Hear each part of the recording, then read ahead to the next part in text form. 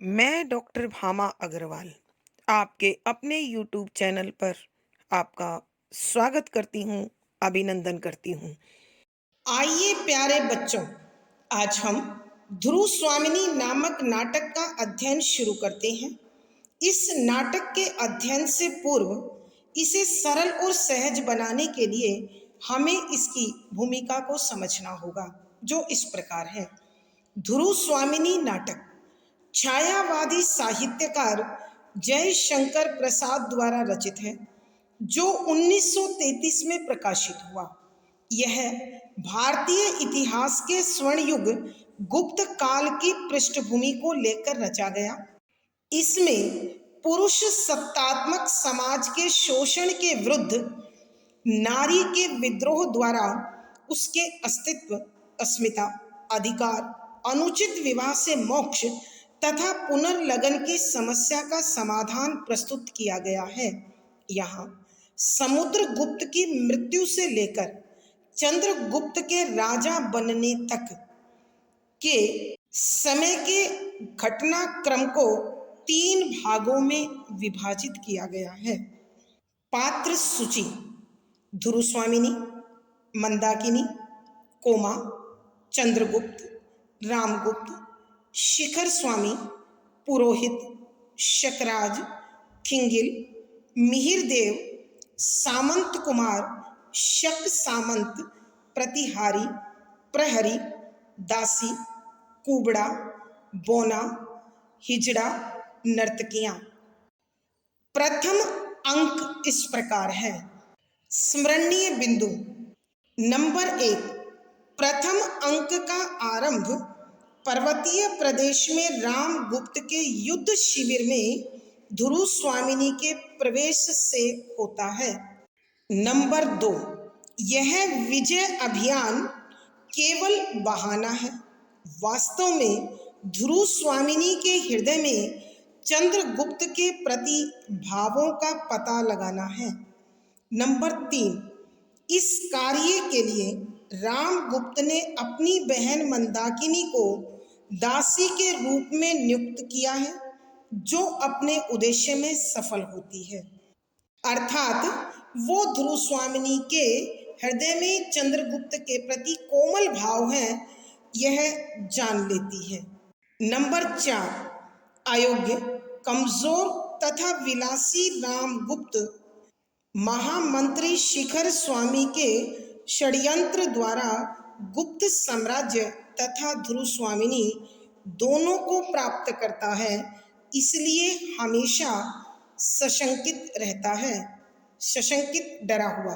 Number 5, Ramagupta की अयोग्यता को जानकर शकराज उसे घेरकर युद्ध के लिए ललकारता है। नंबर 6, रस विलास में डूबा रामगुप्त कोई उत्तर नहीं देता तो शकराज 2 शर्तों के साथ संधि प्रस्ताव भिजवाता है अथवा भेज देता है। नंबर 7, शर्त के अनुसार ध्रुव स्वामिनी अपने लिए तथा गुप्त सामंतों की पत्नियां शक सरदारों के लिए मांगी जाती हैं। नंबर 8, गुप्त वंशीय प्रतिष्ठा के विरुद्ध रामगुप्त संधि की शर्त स्वीकार कर लेता है। नंबर 9, ध्रुव स्वामिनी अपनी प्रतिष्ठा की रक्षा के लिए रामगुप्त से प्रार्थना करती है, मगर वह इसके लिए तैयार नहीं होता। नंबर 10, शिखर स्वामी कहता है कि राज्य और राजा की रक्षा हर वस्तु देकर होनी चाहिए। नंबर 11, असहाय ध्रुव स्वामिनी सम्मान की रक्षा के लिए आत्महत्या को तत्पर होती है। उसी समय चंद्रगुप्त आकर उसे बचा लेता है। नंबर 12, चंद्रगुप्त स्वयं ध्रुव स्वामिनी के रूप में सामंत कुमारों को साथ लेकर शकराज से इस अपमानजनक शर्त का बदला लेना चाहता है, मगर ध्रुव स्वामिनी उसे ऐसा करने से रोकती है। नंबर 13, अंत में चंद्रगुप्त ध्रुव स्वामिनी व सामंत कुमारों को लेकर शकराज के पास जाता है। नंबर 14, चंद्रगुप्त की बहन मंदाकिनी के ओजस्वी गीत के साथ सब प्रस्थान करते हैं और पर्दा गिरता है। आइए प्यारे बच्चों, अब हम इस नाटक के पदों की व्याख्या कर उसे समझने की कोशिश करते हैं। पद संख्या 75, ध्रुव स्वामिनी। तो कुमार, हम लोगों का चलना निश्चित ही है, अब इसमें विलंब की आवश्यकता नहीं। चंद्रगुप्त का प्रस्थान। ध्रुव स्वामिनी मंच पर बैठकर रोने लगती है। रामगुप्त, अब यह कैसा अभिनय? मुझे तो पहले से ही शंका थी और आज तुमने मेरी आंखें भी खोल दी। प्रसंग। प्रस्तुत पंक्तियां छायावादी साहित्यकार श्री जयशंकर प्रसाद जी द्वारा रचित ध्रुव स्वामिनी नामक नाटक के प्रथम अंक से ली गई हैं। संदर्भ।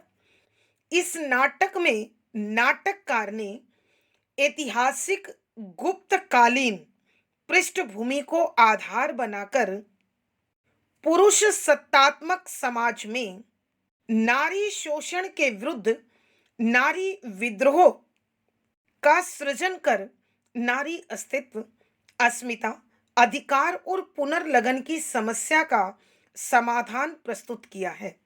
यहाँ उस घटना का वर्णन है जिसमें शिखर स्वामी और रामगुप्त, चंद्रगुप्त, ध्रुव स्वामिनी और सामंत कुमारों को शकराज के पास भेजने का निर्णय ले लेते हैं।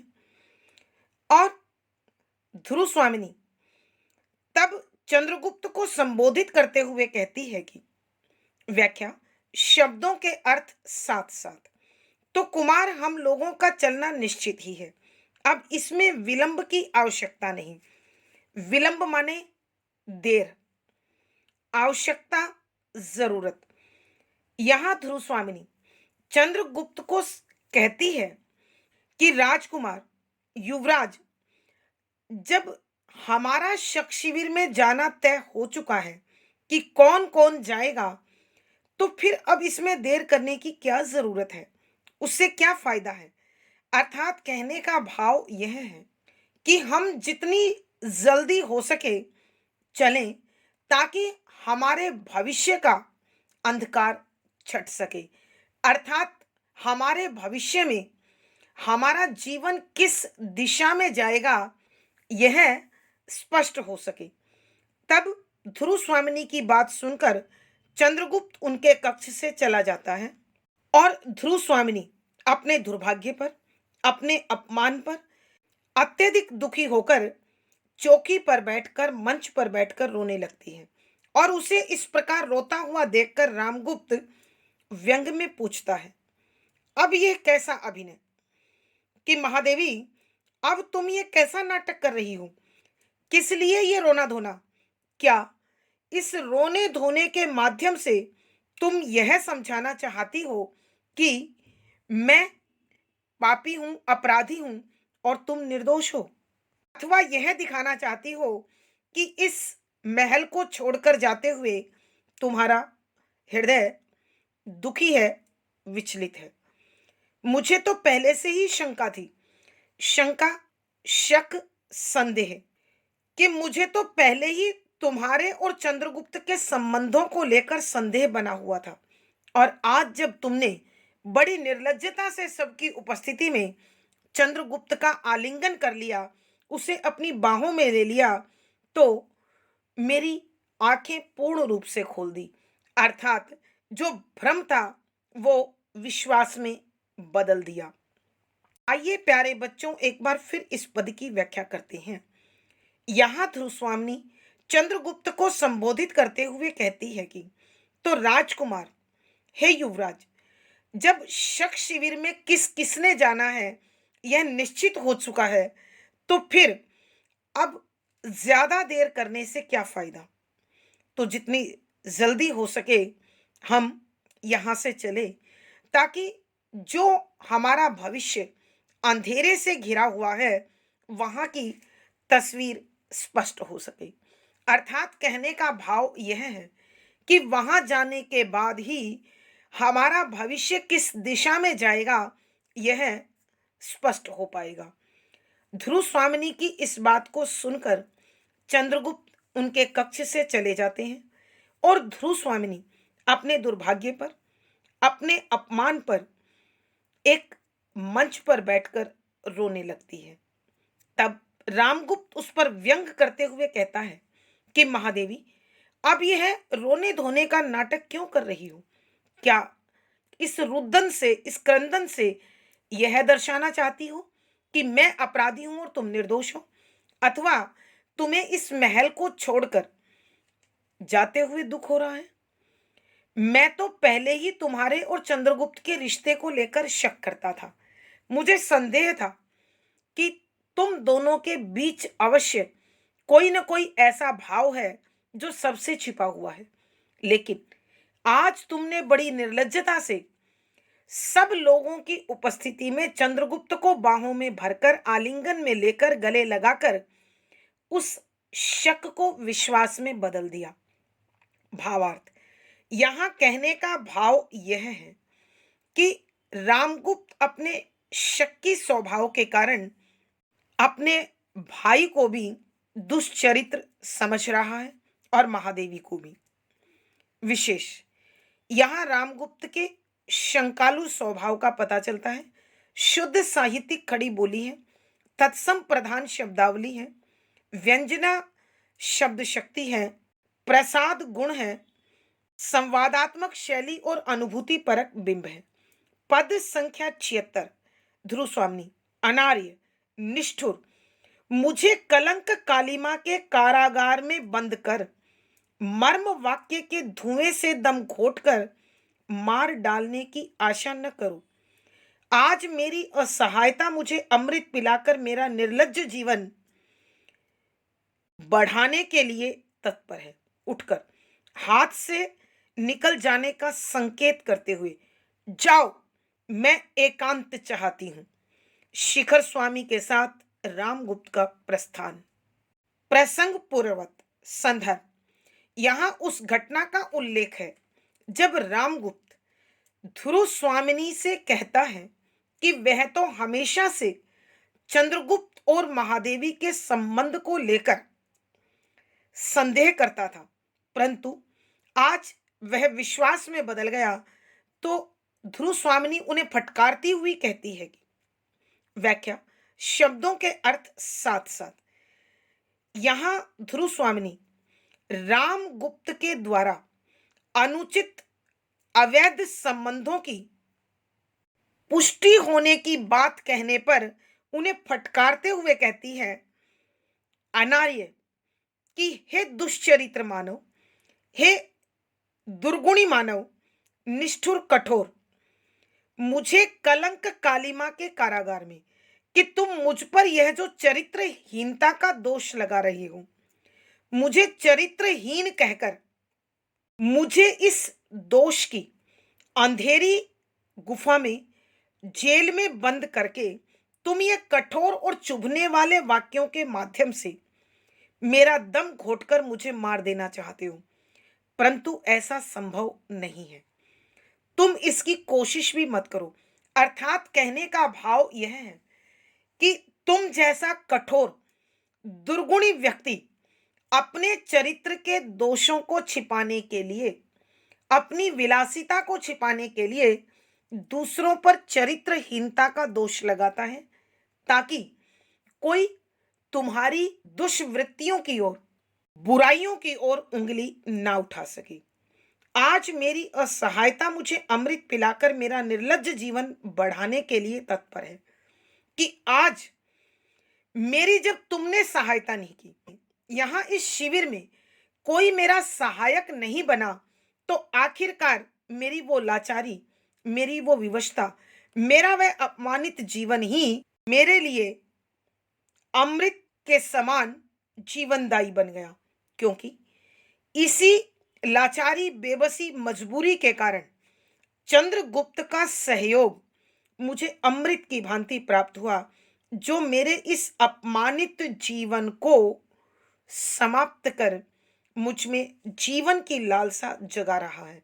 अर्थात कहने का भाव यह है कि जब मैं इस अपमान से भरकर विवश, लाचार और मजबूर जीवन को समाप्त कर रही थी, तभी चंद्रगुप्त ने आकर अपने सहयोग से, अपने प्रेम से, अपने स्नेह से मुझे जो डांडस बंधाया, मेरी जो जीवनी शक्ति बढ़ाई, मुझे जो जीवन जीने की प्रेरणा दी, उसी के कारण आज मैं जीना चाहती हूँ।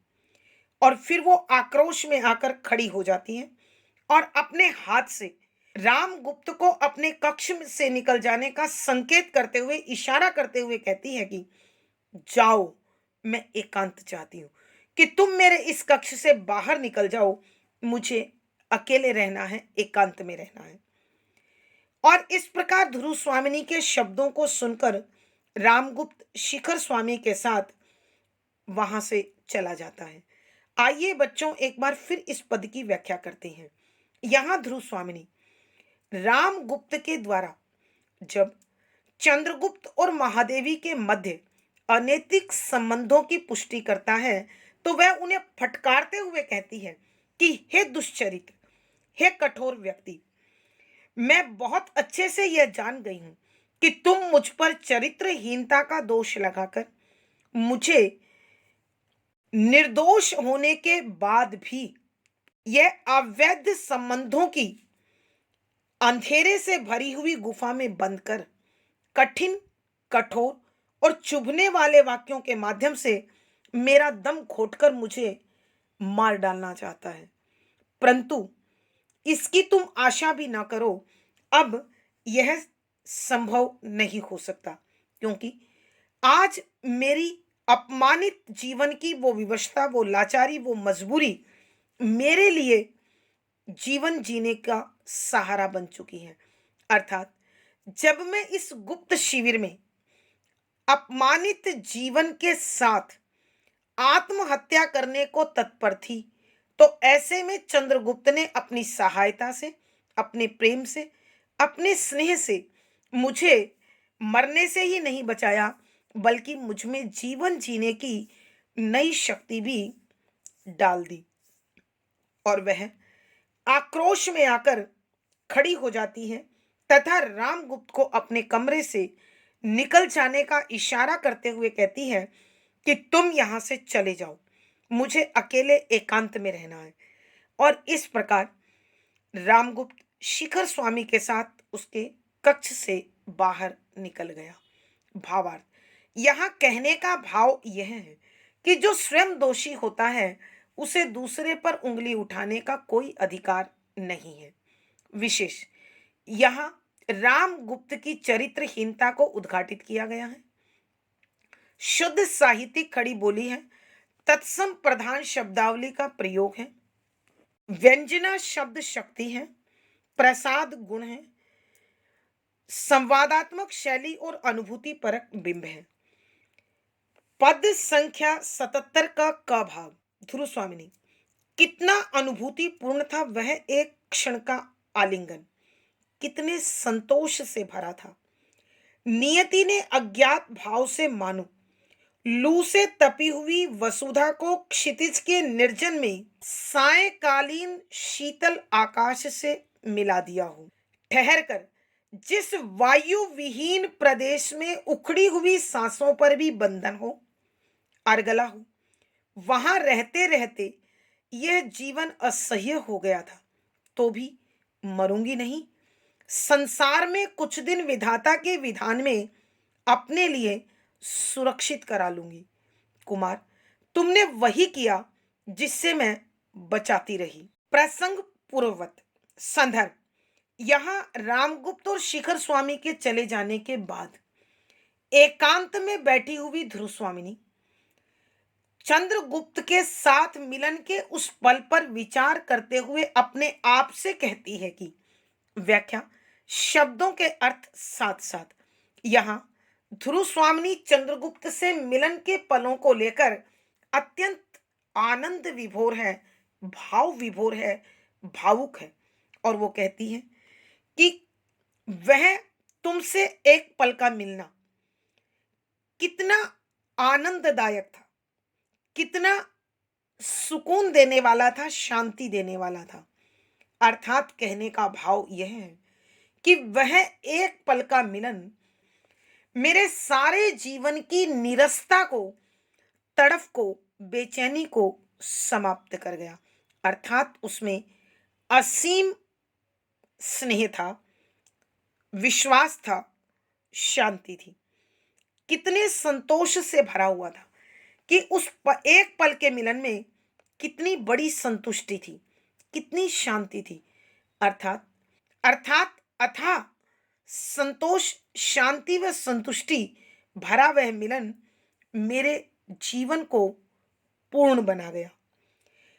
नियति ने अज्ञात भाव से मानो लू से तपी हुई वसुधा को क्षितिज के निर्जन में सायंकालीन शीतल आकाश से मिला दिया हो कि उस एक पल में मुझे ऐसे लगा मानो भाग्य ने अनजाने में ही मुझे इस प्रकार से सुख दे दिया, जिस प्रकार लू से जलती हुई पृथ्वी को शाम के समय क्षितिज पर शीतलता से भरा हुआ आकाश प्राप्त हो जाए।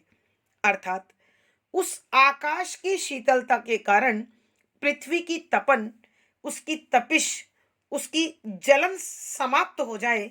ठीक उसी प्रकार तुमसे मिलकर मुझे भी सच्चा सुख, सच्ची शांति, सच्चा स्नेह और अपनेपन का एहसास हुआ, अनुभूति हुई। और फिर कुछ पल ठहर कर उस आनंद को अपने अंदर जैसे समा लिया हूं और फिर कहने लगी, जिस वायु विहीन प्रदेश में उखड़ी हुई सांसों पर भी बंधन हो, अर्गला हो, वहां रहते रहते यह जीवन असह्य हो गया था।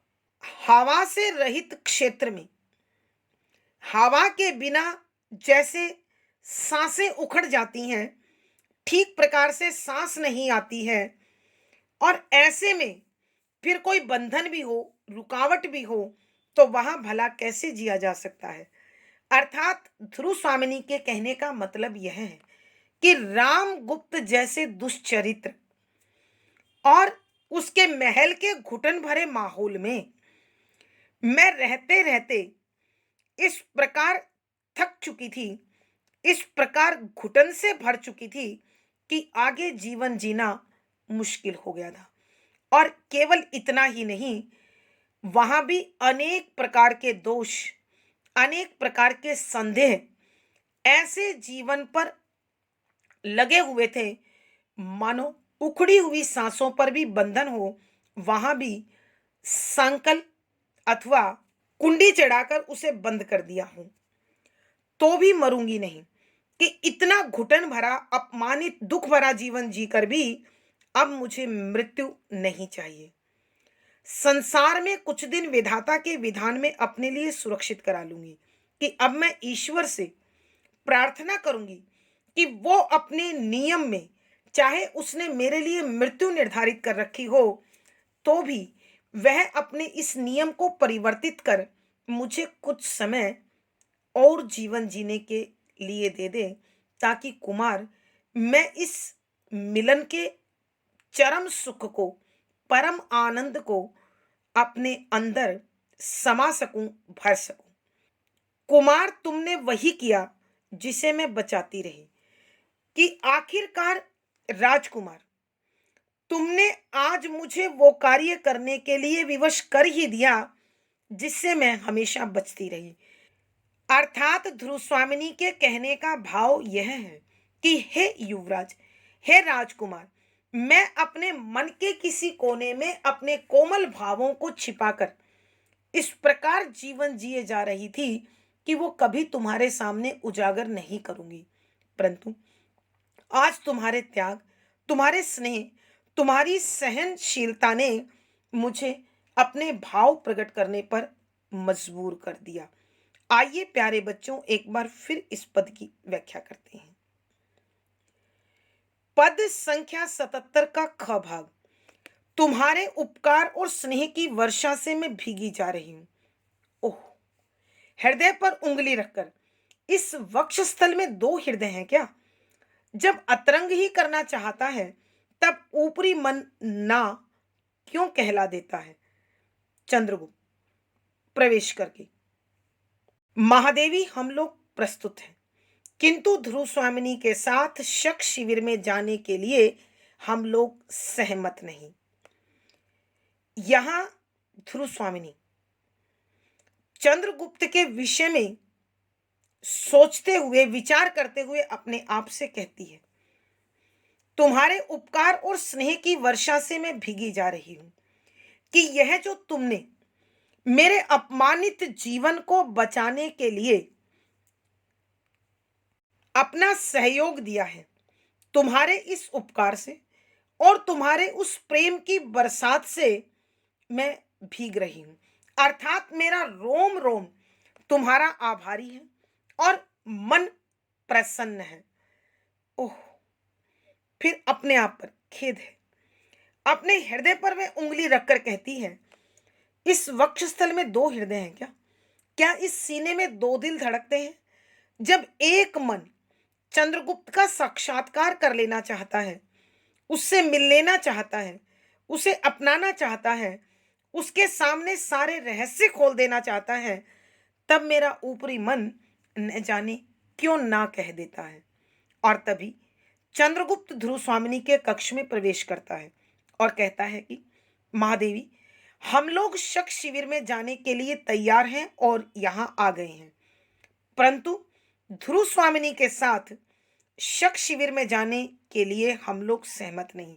कि महादेवी, हम आपको शक शिविर में अपने साथ ले जाने के लिए तैयार नहीं है, क्योंकि हमारी वीरता, हमारा पौरुष, हमारा स्वाभिमान इस बात की स्वीकृति नहीं देता कि गुप्त साम्राज्य की महादेवी किसी पराये पुरुष के समक्ष जाए और उसकी कुदृष्टि के कारण अपमानित महसूस करे।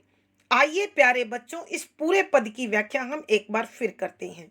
यहां ध्रुव स्वामिनी एकांत में बैठी हुई चंद्रगुप्त के साथ अपने मिलन के पलों पर विचार कर अपने आप से बातें कर रही है कि कितना अनुभूति पूर्ण था वह एक क्षण का आलिंगन। कि हे राजकुमार, तुम्हारे साथ वो एक पल का मिलन कितना संतोषजनक था, कितना आनंद से भरा था, सुकून से भरा था, शांति से भरा था। अर्थात भावुकता का वो मिलन मेरे जीवन के अधूरेपन को समाप्त कर गया, वहां आनंद भर गया, कितने संतोष से भरा था कि तुम्हारे उस एक पल के मिलन में अथाह शांति थी, संतोष था, संतुष्टि थी। भाग्य ने बड़े अनजाने में मुझे तुमसे ठीक उसी प्रकार मिला दिया जैसे गर्म हवाओं के कारण जलती हुई पृथ्वी शाम के सन्नाटे में क्षितिज पर शीतल आकाश से मिलकर अपने मन की तड़फ को, तपिश को और जलन को समाप्त कर रही हूं।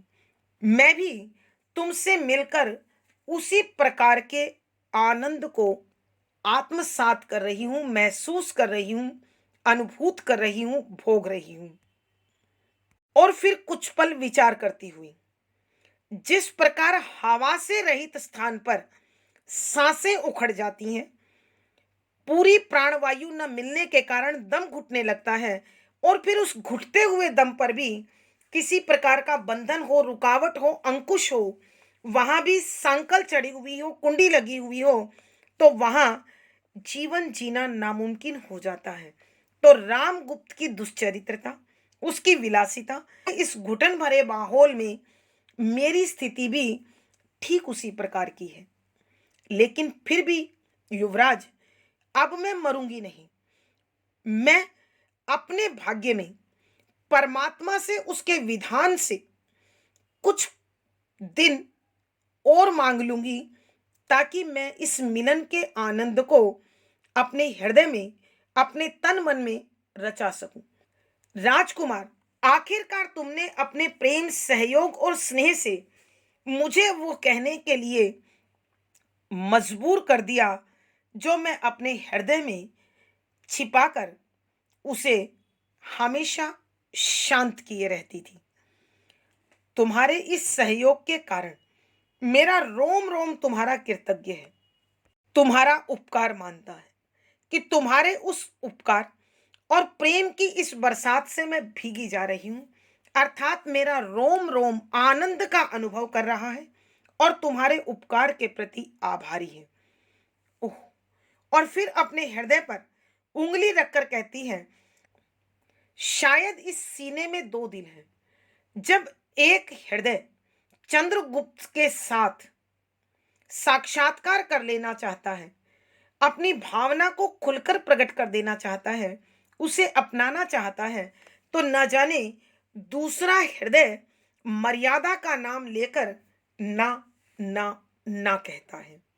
इसी समय चंद्रगुप्त ध्रुव स्वामिनी के कक्ष में प्रवेश करते हैं और कहते हैं, महादेवी, हम लोग शक शिविर में जाने के लिए तैयार हैं और हमारी राय है कि हम महादेवी को अपने साथ शक शिविर में न लेके जाएं, क्योंकि ऐसा करना हमारी दृष्टि में उचित नहीं है।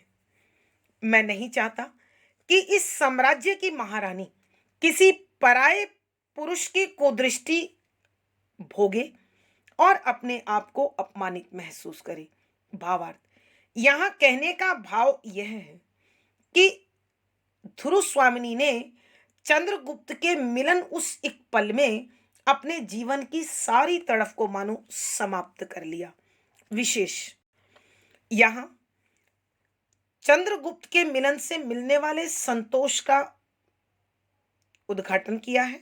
शुद्ध साहित्यिक खड़ी बोली है, तत्सम प्रधान शब्दावली है, श्रृंगार रस माधुर्य गुण है, संबोधन शैली स्वगत कथन शैली को अपनाया गया है, अनुभूति परक बिंब है। पद संख्या 78। ध्रुव स्वामिनी हंसकर, राजा की आज्ञा मान लेना ही पर्याप्त नहीं, रानी की भी बात न मानोगे? मैंने तो पहले ही कुमार तुमसे प्रार्थना की थी कि जैसे मुझे ले आए हो उसी प्रकार पहुंचा भी दो। चंद्रगुप्त, नहीं, मैं अकेले ही जाऊंगा। प्रसंग पूर्वत संदर्भ, यहां उस घटना का वर्णन है जब चंद्रगुप्त ध्रुव स्वामिनी से कहता है कि हम में से कोई भी आपको हमारे साथ शक शिविर में जाने की इजाजत नहीं देंगे। यहाँ उस घटना का वर्णन है जब चंद्रगुप्त महादेवी को अपने साथ ले जाने के लिए तैयार नहीं है, तो महादेवी उसे समझाते हुए कहती है कि व्याख्या, शब्दों के अर्थ आवश्यकता के अनुसार। ध्रुव स्वामिनी हंसकर, राजा की आज्ञा मान लेना ही पर्याप्त नहीं, पर्याप्त का मतलब काफी, कि यहां ध्रुव स्वामिनी मुस्कुराते हुए हंसते हुए कहती है कि कुमार, केवल राजा के आदेश का पालन करना काफी नहीं होता, रानी की भी बात न मानोगे कि महारानी की बात को भी मानना चाहिए। क्या उसकी बात को तुम नकार दोगे कि राजा की आज्ञा को प्राप्त कर तुम शक शिविर में जाने के लिए प्रस्तुत हो गए, तैयार हो गए? लेकिन इस राज्य की महादेवी होने के नाते मैंने भी तो तुमसे आग्रह किया था कि मुझे तुम जिस प्रकार पालकी में बैठाकर बड़ी प्रसन्नता और विश्वास के साथ मेरे पिता के घर से तुम गुप्त साम्राज्य में ले आए थे, उसी प्रकार मुझे खुशी खुशी शक शिविर में भी पहुंचा दो। तो क्या मेरी इस बात को तुम नहीं मानोगे? चंद्रगुप्त, नहीं, मैं अकेले ही जाऊंगा। कि आप कुछ भी कहिए, मैं वहां अकेला जाऊंगा, आपको साथ लेकर नहीं जाऊंगा। आइए बच्चों, एक बार फिर इस पद की व्याख्या करते हैं। यहां ध्रुव स्वामिनी हंसते हुए चंद्रगुप्त से कहती है कि क्या राजा की आज्ञा मान लेना ही काफी है? कि राजा ने तुम्हें आदेश दिया कि तुम तैयार होकर शक शिविर के लिए मेरे सामने प्रस्तुत हो, तो तुम उस राजज्ञा का पालन करते हुए तैयार हो गए शक शिविर में जाने के लिए। तो क्या महादेवी की बात नहीं मानोगे कि मैंने तो बहुत पहले तुमसे कहा था कि जिस प्रकार तुम बड़े विश्वास और प्रसन्नता के साथ मेरे पिता के घर से मुझे पालकी में बैठाकर गुप्त साम्राज्य में ले आए थे, ठीक उसी प्रकार खुशी खुशी मुझे आज शक शिविर में भी पहुंचाया हूं। तो मेरी उस आज्ञा का पालन करो और मुझे अपने साथ पालकी में बैठाकर शक शिविर, शक दुर्ग में ले चलो। तब चंद्रगुप्त कहता है, नहीं महारानी, मैं आपको लेकर नहीं जाऊंगा, मैं अकेले ही जाऊंगा। भावार्थ, कहने का भाव यह है कि अपने शेष जीवन में चंद्रगुप्त की निकटता के माध्यम से ध्रुव स्वामिनी अपने जीवन के आनंद को पूर्ण कर लेना चाहती है। विशेष यहाँ ध्रुव स्वामिनी की छवि एक वीरांगना के रूप में प्रस्तुत हुई है। शुद्ध साहित्यिक खड़ी बोली है, तत्सम प्रधान शब्दावली है, प्रसाद गुण है, व्यंजना शब्द शक्ति है, संवादात्मक शैली और अनुभूति परक बिंब है। आज की कक्षा में प्यारे बच्चों इतना ही। अगली वीडियो में फिर मुलाकात होगी। पिछली वीडियो का लिंक डिस्क्रिप्शन बॉक्स में मिल जाएगा। आशा है पढ़ा गया विषय आपको समझ में आया होगा। अपने भाव व विचार कमेंट बॉक्स में लिखें। वीडियो को लाइक करें, शेयर करें और चैनल सब्सक्राइब करें। आपका दिन और जीवन मंगलमय हो, इसी शुभकामना के साथ आभार, धन्यवाद।